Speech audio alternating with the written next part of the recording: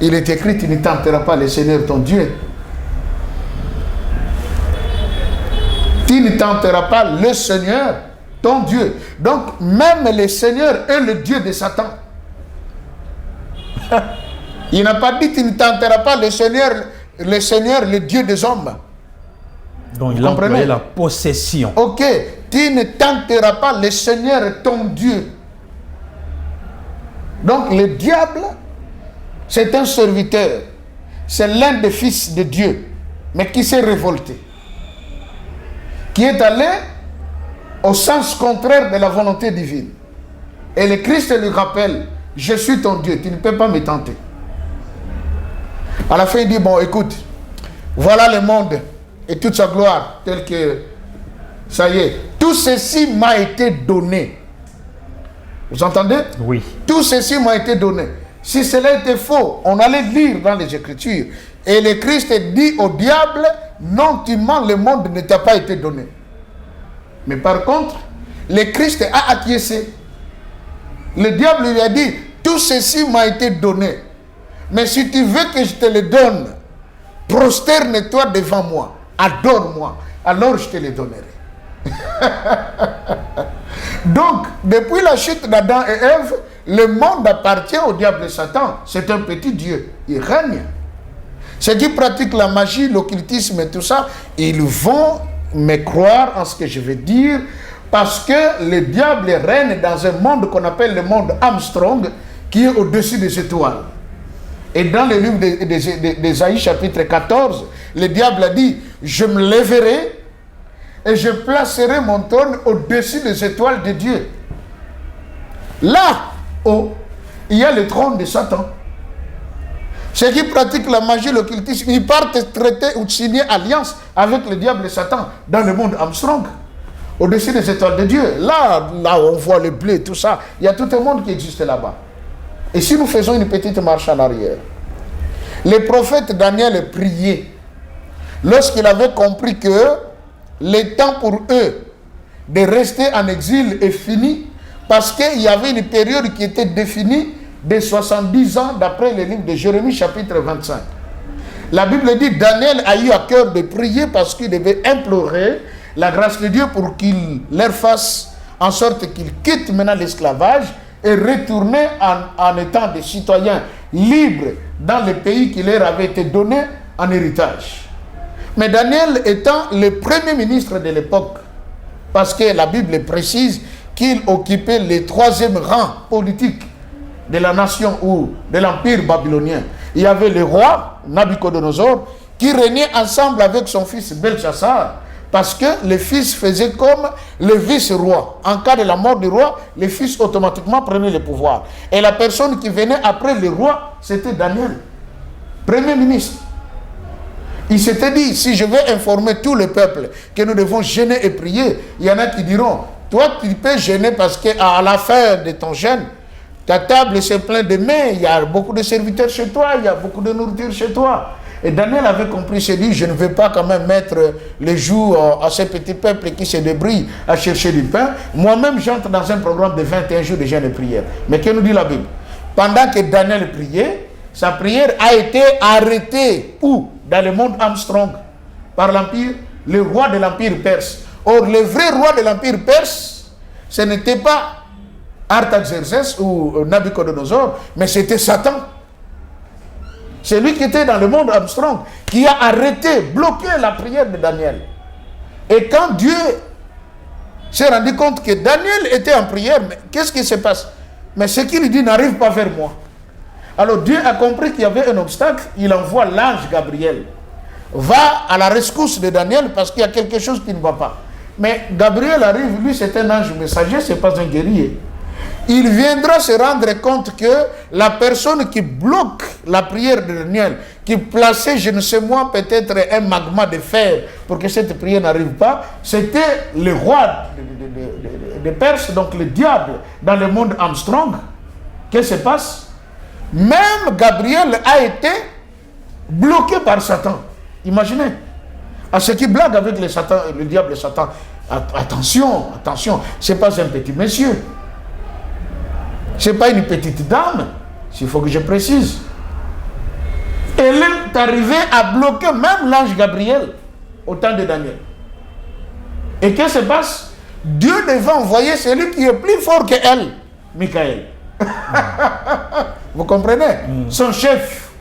Quand le chef est arrivé, la dame regarde et dit, oh, ici maintenant c'est la fin du chef, je ne peux plus rien agir. Et il a lâché. C'est alors que Gabriel est descendu pour donner la suite à Daniel. Vous voyez? Là, il était bloqué. Alors, qu'est-ce qui se passe? C'est qu'à la fin de sa prière, Dieu vient maintenant, il l'exauce par Gabriel. Et la prière est arrivée. Donc, qu'est-ce que je veux dire? Si nous, chrétiens, aujourd'hui, avons la facilité de plier nos genoux, prier, et Dieu nous entend, parce qu'il y a eu un secret, monsieur le journaliste. Lequel? En tout cas, que Dieu bénisse la personne qui a posé cette question, parce que elle nous aide à ouvrir une petite fenêtre importante. La dame jolie Kassiswa. Les gens qui font l'occultisme et la magie, ils parlent du zodiaque. Et dans le zodiaque, il y a un serpent qui forme un cercle dont la queue est dans sa propre bouche. Mais qu'est-ce qui se passe? Quand le Christ était venu, on dit ceci, il avait écrasé la tête du serpent et il a traversé le zodiaque sans passer par aucune de ses portes. On dit que le zodiaque a 12 portes. Mais le Christ n'est pas passé par aucune de ses portes. Au contraire, il écrasa la tête du serpent et il est passé. Et là, on parle de la 13e porte. Voilà pourquoi ceux qui font la magie, l'occultisme, ils n'aiment pas le chiffre 13. Ils n'aiment pas un hôtel qui a une chambre avec le numéro 13. Ils n'aiment pas un vendredi qui tombe le 13 avril, le 13 mars, si c'est un vendredi. Ils n'aiment pas ça. Ils appellent ça d'ailleurs le vendredi noir ou le vendredi 13. Parce que c'est là le mystère. Le Christ est venu, il a écrasé la tête du zodiaque, la tête du serpent, il est passé. Ainsi, Ésaïe avait dit, ô Éternel, si tu déchirais le ciel et que tu descendais. Cette prophétie a été accomplie. Le Christ a déchiré le ciel. Il a écrasé la tête du serpent du zodiaque, il est descendu. C'est la raison pour laquelle, quand il est monté sur la croix, pour nous prouver que les cieux ont été déchirés, la Bible dit quoi? Les rideaux du temple étaient déchirés. Comment? Ce n'est pas de bas en haut, mais de haut en bas. Vous comprenez? Les rideaux se déchirent et le lieu très saint était maintenant accessible à tout le monde. Aux femmes, aux enfants, aux jeunes, aux vieux, aux sacrificateurs, aux non-sacrificateurs. Ils pouvaient voir directement l'arche de l'alliance à l'intérieur du lieu très saint. C'est ce qui fait. Quand Christ est mort, il est ressuscité. Lorsque Marie de Magdala voulait l'embrasser, il lui a dit non, non, non, non, non, ne me touche pas, ne me touche pas. Je ne suis pas encore monté vers mon Père et qui est votre Père, vers mon Dieu et qui est votre Dieu. Et quand le Christ est monté vers son Père et vers son Dieu, va s'accomplir la parole qui a été révélée par l'apôtre Paul dans le livre des Hébreux chapitre 7 et chapitre 8. Lui qui a été établi comme souverain, sacrificateur, selon l'ordre de Melchisédek, quand il est mort, il s'est donné comme victime expiatoire de nos péchés. Il devait d'abord aller présenter les rapports auprès de son Père, non avec le sang de bouc et de veau, mais avec son propre sang. Alors quand le Christ est allé, il a fait le rapport au Père. Le Père a agréé cette offrande, ce sacrifice suprême qui était la mort de son Fils et le sang qui a coulé. Alors la victoire a été acquise à toute personne qui croit au Fils de Dieu. Ainsi il est écrit, à tous ceux qui l'ont reçu et qui ont cru en son nom, il leur donne le pouvoir de devenir enfants de Dieu. Devenir. C'est-à-dire qu'on n'était plus enfant de Dieu à cause du péché d'Adam et Ève. Mais il a fallu que le Christ meure pour que nous puissions redevenir les enfants de Dieu. Et ne peut devenir enfant de Dieu que celui qui croit en Jésus-Christ comme Seigneur et son Sauveur. Et alors, à ce moment-là, vous avez la nouvelle identité céleste qui vous permet que quand vous pliez vos genoux chez vous à la maison, le roi de Perse n'a plus le droit de bloquer votre prière parce que la porte est là, le Christ l'a laissée ouverte. Heureusement pour nous encore, messieurs les journalistes, C'est que Dieu a décidé, il dit, je ne vais plus habiter dans le ciel, je descends sur la terre. Vous comprenez? Oui. L'Apocalypse chapitre 22. Plus tard, nous allons développer ça. Donc, je voulais conclure en disant, même quand nous disons notre Père qui est aux cieux, moi je peux encore dire, mais non, notre Père est déjà sur la terre. Là, c'est faux.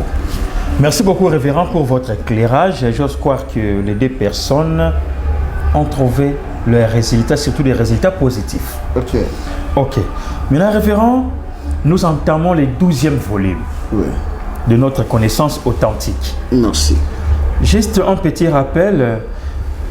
Au 11e volume, vous avez pu évoquer quelques éléments sur l'extrémité de la première génération. Cette extrémité a été dite au non-respect de l'alliance établie entre Dieu et sa créature suprême, disons Adam, qui avait causé, comme je vous avais dit, cette génération, cette expérimenté de la première génération. Et la deuxième génération a pris naissance sous le leadership de Noé. Vous l'avez bien signifié. Okay. Donc inutile d'y revenir encore. Vous avez dit encore que chaque génération s'extermine suite au non-respect, c'est profane petit à petit, Dieu l'anéantit. Alors la deuxième génération a pris naissance, Noé l'a dirigée, mais qu'est-ce qui a fait que l'alliance soit profanée en causant l'anéantissement de cette deuxième génération, autrement dit le déluge? Merci beaucoup. Je crois que nous avions dit la fois passée, l'élément principal qui met fin à un contrat, à une alliance, c'est sa profanation. Lorsqu'une alliance est profanée, elle ne sert plus à rien. La première alliance ou la première génération qui est allée d'Adam jusqu'à Noé avait pour alliance manger de tous les arbres du jardin. Ok? Sauf celui de la connaissance du bien et du mal. Cette alliance avait pour signe, nous avions dit, l'arbre de la connaissance du bien et du mal. Cette alliance avait pour clause, le jour où vous en mangerez, vous mourrez certainement. Et nous avons vu la continuité. Ils ont mangé, chassé du jardin. Il y a eu la naissance de Caïn et Abel. Caïn tue son frère Abel. Et ce n'est que plus tard, lorsque Adam et Ève vont encore donner naissance à un fils qui s'appelle Seth, que celui-ci commença à adorer le Seigneur. Et âgé de 105 ans, il donna naissance à Enoch. C'est Enoch, l'emblématique, qui nous a écrit pas mal de choses. Cet homme qui avait le pouvoir de quitter la terre, aller dans le ciel, rester dans le ciel, causer avec Dieu, s'entretenir avec lui pendant des jours et des jours, et il quitte le ciel, il revient sur la terre, il enseigne les hommes. À la fin de sa vie, il n'est même pas mort, il est monté au ciel vivant. Et c'est lui, au cours de son existence, c'est de lui que va naître Methuselah, le mec, et qui viendra donner naissance à Tata Noka, ou Noé, pleuvoir. Donc Noé veut dire pleuvoir.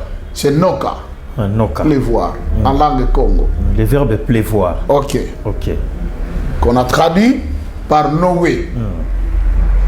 Où on dit consolateur. Okay. Or, le mot consolateur venait d'où? La terre avait été maudite à cause d'Adam. Vous comprenez? Ça, on le sait bien. Et quand Noé est venu, la pluie a recommencé. Ou la pluie a commencé. Parce que depuis la création, il n'y a que la rosée qui montait chaque matin pour garantir la verdure, donner de l'occasion à tous les arbres de rester vivants. Mais du temps de Noé va commencer la pluie. Alors, par l'effet de la pluie, la terre est bénie. Ainsi, Noé porte ce nom de consolateur parce que c'est par lui que maintenant la terre est bénite et que tout ce que nous allons maintenant faire va nous apporter de bonnes choses, de la nourriture, des légumes. Alors, Noé qui naît, c'est lui qui sera d'ailleurs l'auteur principal de la fin de la première alliance. Parce que la première alliance a été sanctionnée par les déluges. Lorsque le déluge est arrivé, tout ce qui avait existé depuis la création jusqu'au temps de Noé avait péri. Pourquoi? 1. La désobéissance à la loi de l'Éternel, lorsqu'ils ont profané l'alliance. Dans la suite, les anges ont quitté le ciel, ils sont descendus sur la terre, ils ont pris les filles des hommes pour en faire leurs femmes, et puis bon, la conséquence, il y a eu la naissance des géants de l'époque, où les blancs parfois nous parlent même de dinosaures. En soi, c'est une façon de cacher l'histoire. On dit qu'il y avait des créatures géantes sur la terre et tout ça, qui terrorisaient la terre. Non, ce ne sont pas des dinosaures, c'était des humains. Mais qui étaient cannibales, qui détruisaient tout sur leur passage. Et la violence avait tellement pris de la place sur la terre que ça ne marchait plus. Dieu a dit, non, écoutez, il faut maintenant mettre fin à cette génération.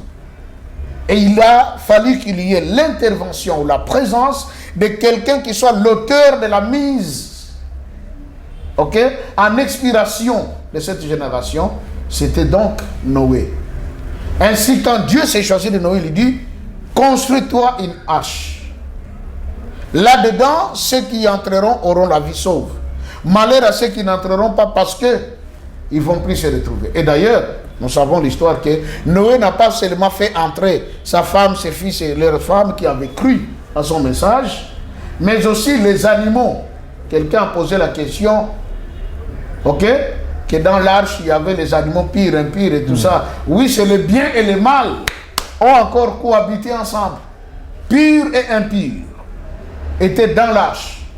Même les reptiles, donc les lézards, la salamandre, vous prenez les crocodiles, et tous étaient là-dedans, dans l'arche. À l'exception du poisson. Les poissons n'avaient pas besoin d'entrer dans l'arche parce que les poissons, son monde, c'est le monde aquatique. Et comme c'est l'eau qui venait pour les poissons, c'est encore une abondance. Et je vais paraphraser. Un bon enfant de Dieu doit être un poisson. Comment? Les poissons vivent dans l'eau. Ok?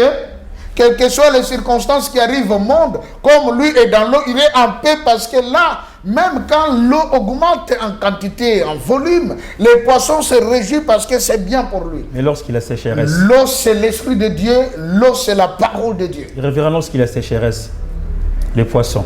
Mais quand il y a sécheresse, les poissons s'en vont là où se trouve de l'eau.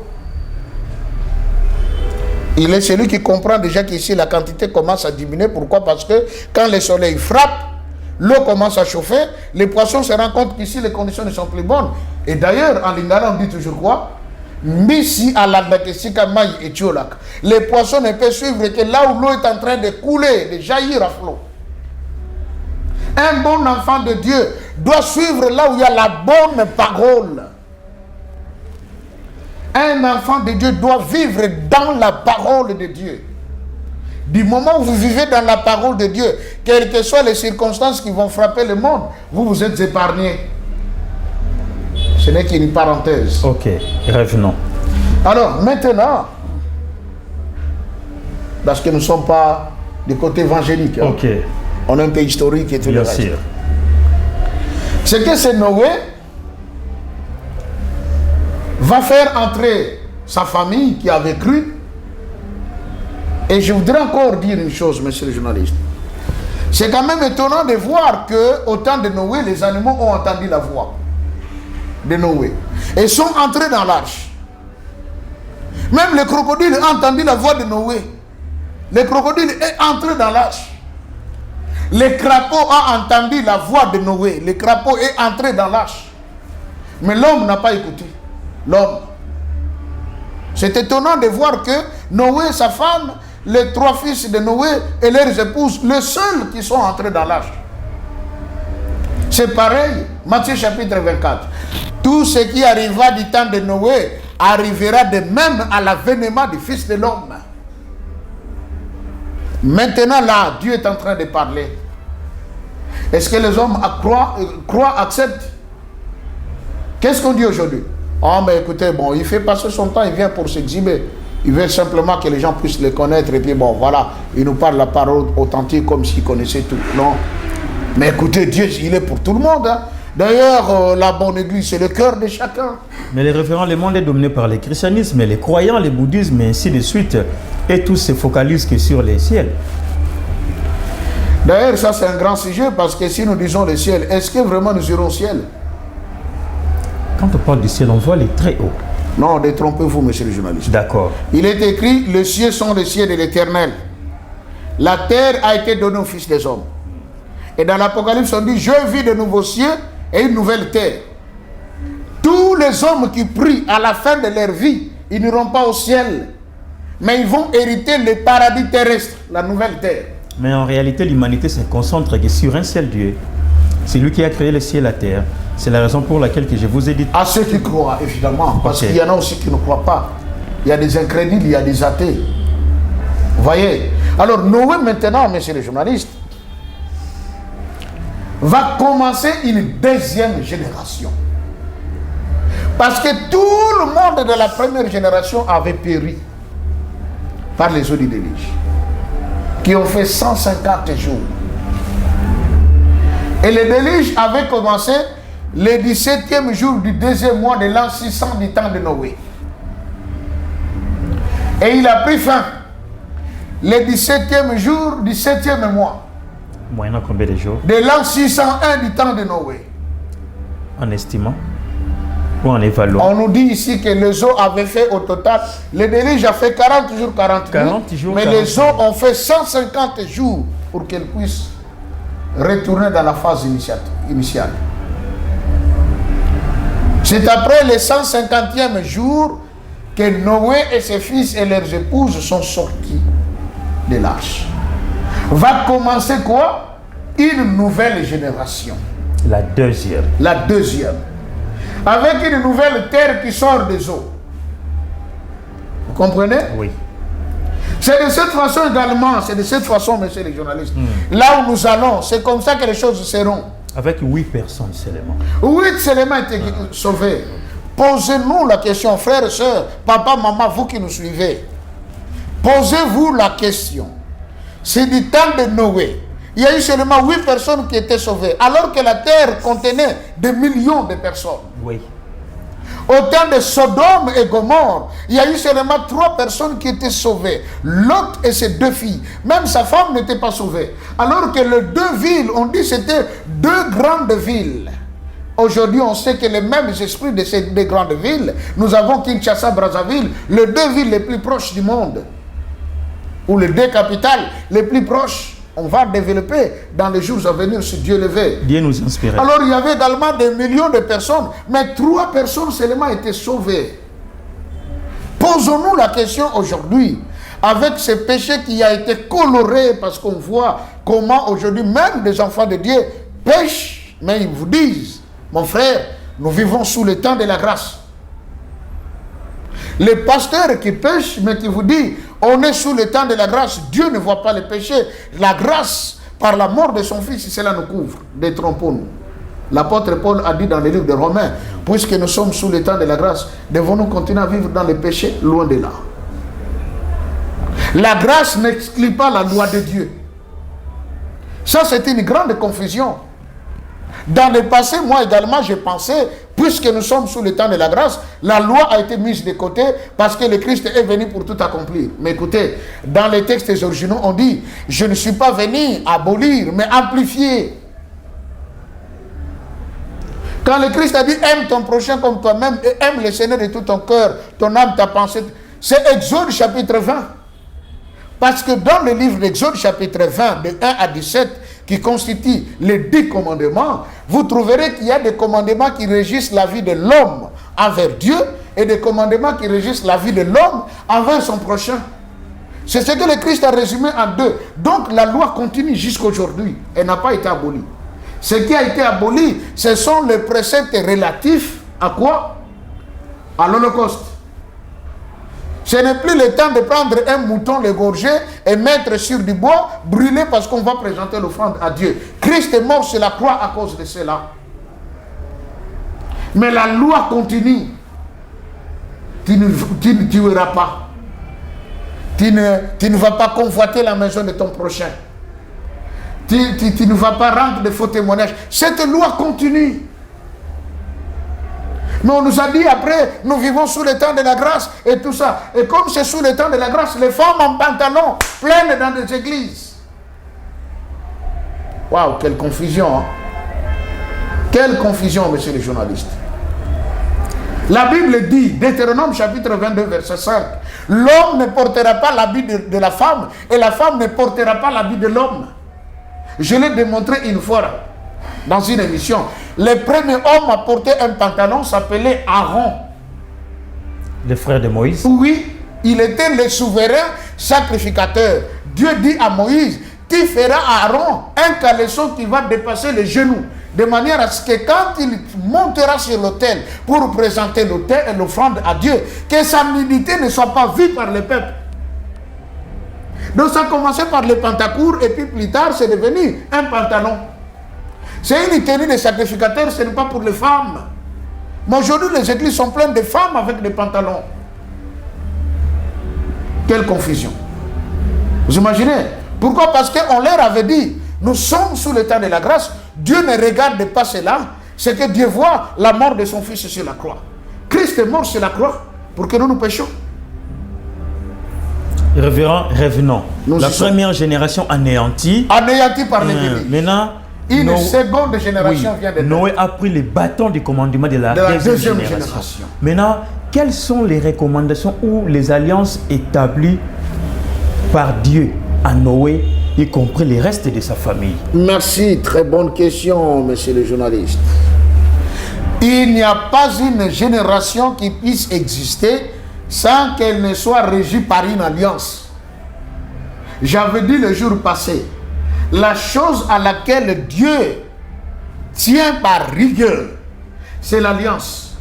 Dieu n'a jamais été faible dans l'alliance. Dieu est faible dans l'offrande, jamais dans l'alliance. J'insiste. Et l'alliance, monsieur le journaliste, dans les livres que j'ai écrits sur les alliances, il y a des frères et sœurs qui me demandent, papa, comment on aura les livres, on n'arrive pas à comprendre. Allez sur Amazon. Barre de recherche, tapez seulement les alliances avec pasteur Joseph Abraham. Vous verrez les livres où il y a deux mains, une main qui fait porter l'anneau à l'autre. C'est ça les livres. J'ai détaillé ce que c'est les alliances. Nous avons deux types d'alliances, messieurs les journalistes. Nous avons les alliances absolues. C'est-à-dire, c'est des alliances sans contrepartie. Elles restent telles qu'elles ont été énoncées. Et nous avons des alliances conditionnelles ou des alliances à contrepartie. C'est-à-dire, Dieu vous demande de faire quelque chose. Ou la personne qui traite alliance avec vous, vous demande également de faire quelque chose. Mais dans les alliances absolues, vous n'avez pas à faire quelque chose. Vous n'avez pas à porter quoi que ce soit. La seule personne qui porte l'alliance reste le garant suprême de l'alliance. En l'occurrence, si je parle des alliances conditionnelles, l'alliance édénique, cette alliance qui régissait la vie d'Adam et Ève, c'était une alliance conditionnelle. Elle était conditionnée à quoi? Manger des fruits de tous les arbres qui sont dans les jardins, sauf celui de l'arbre de la connaissance du bien et du mal. Les jours où vous en mangerez, vous mourrez certainement. Condition. Vous ne voulez pas mourir? Ne mangez pas. Ne touchez pas. Vous voulez mourir? Mangez. Touchez. Vous mourrez. Vous serez chassés. Ça, c'est une alliance conditionnelle. Une alliance conditionnelle, on en verra encore ici, il y en a plusieurs. L'alliance inconditionnelle, c'est celle que Dieu a traitée maintenant avec Noé.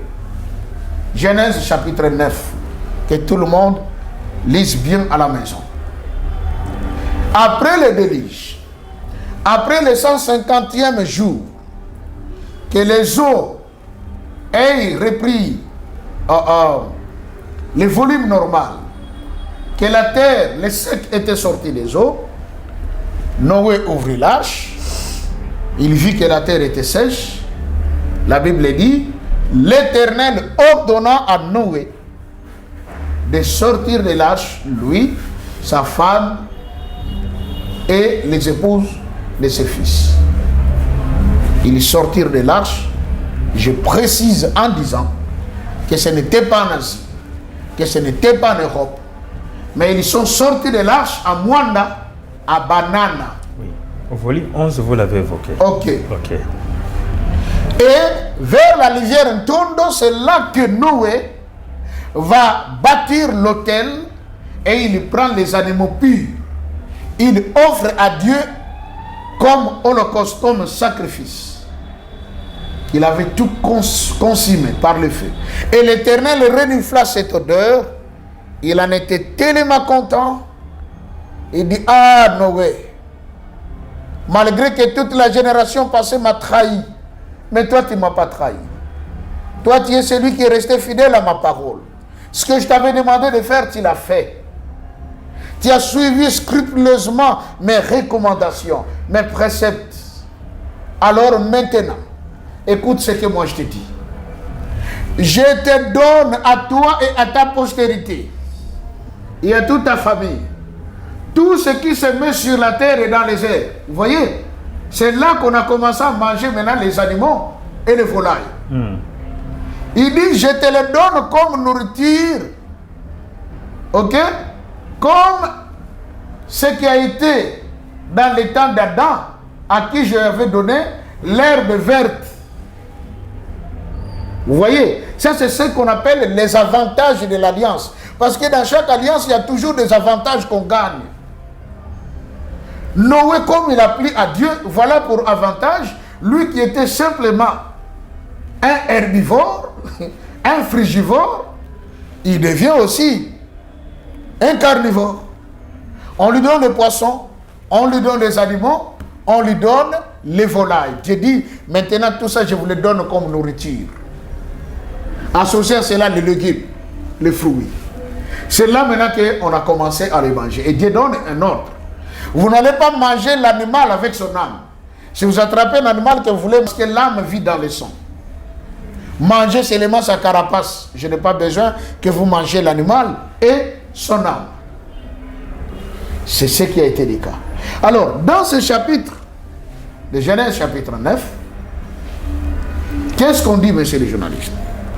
Après que Dieu ait donné des avantages à Noé, à sa postérité, à sa femme, à leurs enfants, de tout ce qu'ils devaient commencer à manger, Dieu vient maintenant traiter une alliance. Avec lui. Avec lui. Parce qu'une nouvelle génération vient de commencer. Il dit ceci.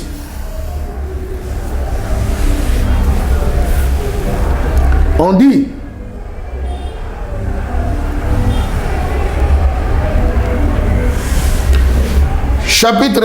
Genèse chapitre 9, verset 8, on commence par là. On dit, Dieu parla encore à Noé et à ses fils avec lui en disant, voici, j'établis mon alliance avec vous et avec votre postérité après vous,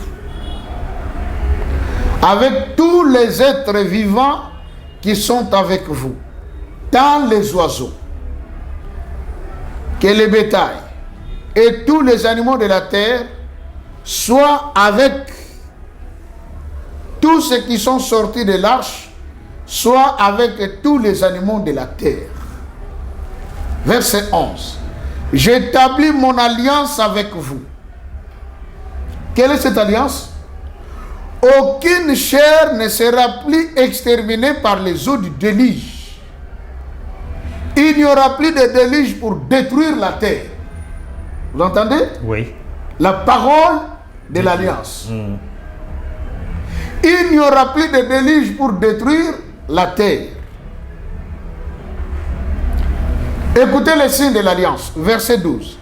Et Dieu dit, c'est ici le signe que j'établis entre moi et vous, et tous les êtres vivants qui sont avec vous pour des générations à toujours. J'ai placé mon arc dans la nuit, et il y servira de signe d'alliance entre moi et la terre. C'est une alliance absolue, une alliance inconditionnelle. Dieu n'a pas dit à Noé, Noé, apporte-moi ceci. Noé, si tu fais ceci. Non. Ok? Mais il dit, voilà l'alliance que j'ai établie. Il n'y aura plus de déluge. Deuxièmement, les signes, je place l'arc-en-ciel comme signe de mon alliance entre moi et tous les êtres vivants et la terre. Il dit, j'ai placé mon arc dans la nuit et il servira de signe d'alliance entre moi et la terre. Écoutez les clauses. Quand j'aurai rassemblé les nuages au-dessus de la terre, l'arc paraîtra dans la nuit.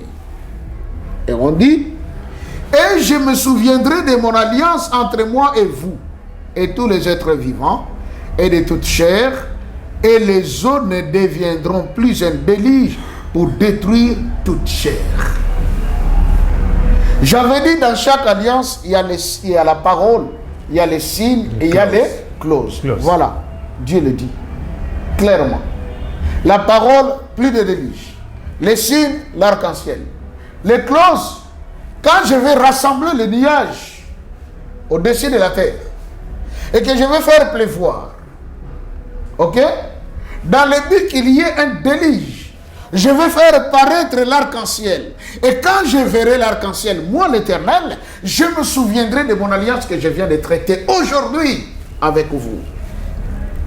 Donc, messieurs les journalistes, nous devons savoir à tout moment que le ciel menace, qu'il veut pleuvoir, et on voit l'arc-en-ciel paraître, ça signifie ce jour-là, on allait vivre le déluge. Vous avez compris? Tous les jours, quand le ciel menace qu'il veut pleuvoir et que l'arc-en-ciel apparaît, rendons grâce à Dieu. C'est que ce jour-là, il devrait y avoir déluge sur la terre. Mais Dieu dit, j'avais déjà dit à Noé, cette alliance reste une alliance perpétuelle. Référent. Oui. Mais pourquoi Dieu avait-il agi de cette manière généreuse de pouvoir offrir à Noé, de lui doter de cette alliance-là dont Adam et Ève n'avaient même pas bénéficié? Bon, je ne sais pas.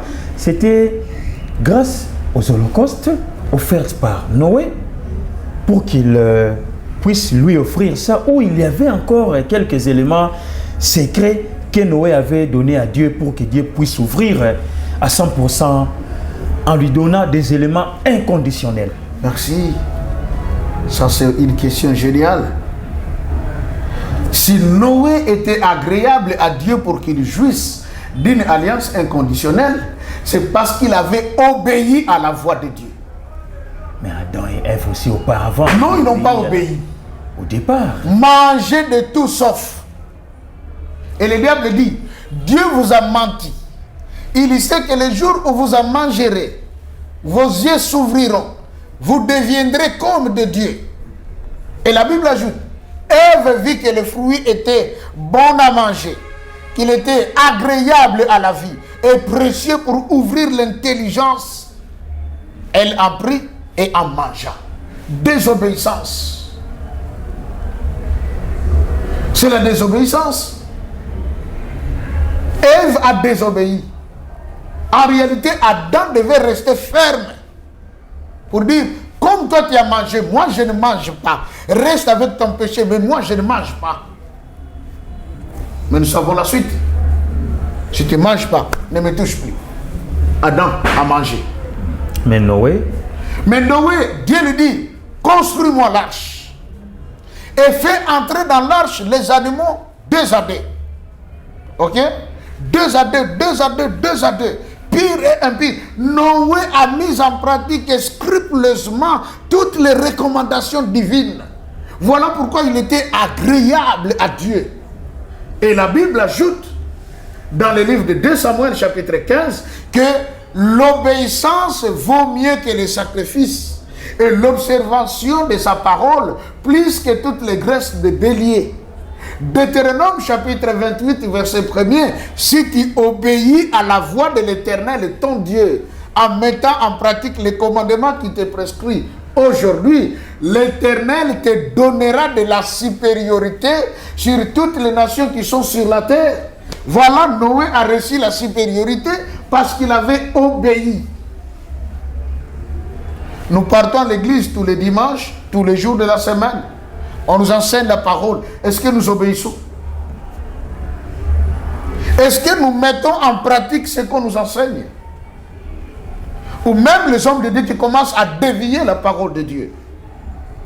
J'ai entendu certains pasteurs dire, frère, c'est même pas le moment de présenter la dîme à Dieu. La dîme, c'est la loi. Quiconque paye la dîme est encore sous la loi. Mais savez-vous que la dîme a existé avant la loi? Et j'ai expliqué ici, quand Dieu a créé Adam, il lui a doté 90% de pouvoir. Il a réservé les 10% pour lui. C'est ça la notion de la dîme. Vous imaginez? C'est ça la notion de la dîme. Quand nous allons à l'église, nous écoutons la parole. Vous savez, Papa Simon Kimongangani a toujours dit ceci. Nous venons d'entendre la parole de Dieu. Papa Pasteur nous a prêché. Mettons cela en pratique afin que ces jours-là nous soyons sauvés. Voyez la condition? Noé a bénéficié d'une alliance inconditionnelle pour avoir obéi à Dieu. Mais Adam a désobéi. Quelqu'un pourra dire, mais pasteur, quand on a donné l'alliance à Adam, Adam n'avait pas encore péché, mais Dieu savait. Dieu savait qu'il finira par trébucher. Parce qu'il est celui qui voit tout en avance. J'ai dit autrefois, monsieur le journaliste, ce que nous sommes en train de vivre, c'est le film hollywoodien de Dieu. Et moi j'appelle ça le film céleste divin. Il a déjà tourné son film et nous sommes en train de vivre juste l'accomplissement du film jusqu'à la fin. Maintenant, Noé commence la deuxième génération avec une nouvelle alliance. C'est que la première alliance est maintenant caduque, déclassée. Elle n'a plus de place. L'alliance édénique. L'alliance édénique est tombée.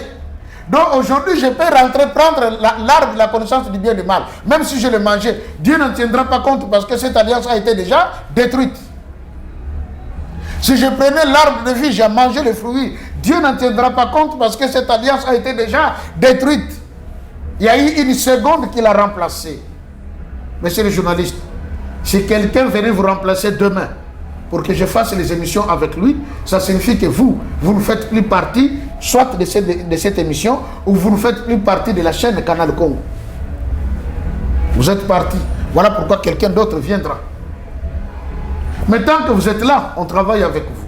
C'est ça aussi l'alliance. Quand la première a été déclassée, c'est que la deuxième est venue, la première a été déclarée caduque. Voilà en quelque sorte. Donc, révérend, la deuxième génération, conduite par Noé, oui, avec une nouvelle alliance, c'est l'élément qui met fin à ce 12e volume de cette connaissance authentique de 2012. Merci. 2022. J'ose croire qu'avec la grâce dont on bénéficie de la part de Dieu, l'an 2023 nous sera encore gracieuse. Gloire à Dieu. Nouvelle et meilleure à vous toutes et à vous tous qui nous suivez de partout, de près ou de loin. J'ose croire que notre Dieu Tout-Puissant vous offrira encore les éléments très précieux dont vous avez besoin cette année, malheureusement dont vous n'avez jamais été bénéficiaire. Merci beaucoup à toute l'équipe technique derrière les caméras, Papa Mananga, Jean-Denis, à la coordination Maman Ginette, et bien sûr à l'équipe de Boyebi, et surtout à son producteur Papa Douda, Papa Rodrigue également, Rofgen, de nous accompagner à tout moment pour que nous puissions vous atteindre partout où vous vous trouvez. Cette année nous a été bien. Espérons que l'année 2023 aussi nous sera toujours meilleure. Révérend, j'ose croire que l'année prochaine, vous serez encore avec nous. Par la grâce de Dieu, si nous accorde l'opportunité, nous serons ensemble. Je voulais également profiter de cette occasion, présenter le vœu le meilleur à tous nos téléspectateurs, où que vous soyez à travers le monde. Frères et sœurs, papa, maman, nous vous saluons dans les précieux noms du Père, du Fils et du Saint-Esprit.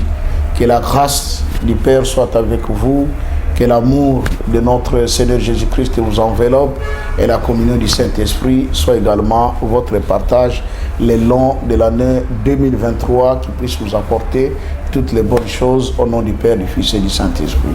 Je vous remercie. On ne peut jamais se quitter sans vous offrir les numéros des révérends pasteurs, parce qu'il y a ceux-là qui me le demandent à tout moment. Aujourd'hui, je crois, lors de la dernière émission de cette année, les révérends pasteurs Joseph se dévoilent. Ok. Merci. En offrant son numéro à tous ceux qui nous suivent. Ok. Les voici. Plus 243 89 68 88 906. Plus 243 89 68 88 909. Révérend 906. Révérend, pourquoi seulement au dernier numéro de cette année, alors que depuis les premiers volumes, les gens demandaient déjà? Non, nous avons d'abord voulu donner du temps à nos téléspectateurs, qu'ils essaient de nous évaluer, d'entendre ce qui sera dit. J'ai fini par comprendre que le monde a soif, le monde veut connaître, le monde veut manger la bonne nourriture. Et voilà, j'ai eu des appels de ceux qui sont déjà habitués avec moi, qui m'ont dit: papa, il y a également nos amis maintenant qui vous suivent sur Canal Congo, et surtout que l'émission en langue officielle en français, qui veulent également entrer en contact avec vous, mais vous ne donnez pas votre numéro. C'est la raison pour laquelle j'ai dit: bon, le temps est là et nous accordons la possibilité à tout le monde, à celui qui pourra nous appeler. Le révérend nous va parler de l'alliance conditionnelle et inconditionnelle. Alors de notre côté aussi, Canal Congo ne vous conditionne pas, mais Canal Congo ne veut que vous vous abonniez massivement pour que toutes les matières qui se donnent vous soient infiniment aussi données. Si vous ne vous abonnez pas, sachez-le bien que nous serons limités. Alors, mesdames et messieurs, Dieu nous a été honnête, Dieu nous a été bon, Dieu nous a été miséricordieux, son amour nous a été manifeste. Alors la seule chose que je vous demanderai, l'élément principal, inconditionnel, de vous abonner. Restez branchés sur le programme de votre chaîne Canal Congo Télévision. Espérons que l'année prochaine, il y aura encore tant d'inspiration, tant de nouveaux éléments, tant de nouveaux programmes qui vous seront donnés ici sur le Canal Congo Télévision. La suite au prochain numéro, sur la même heure et bien sûr à la même chaîne. Au revoir.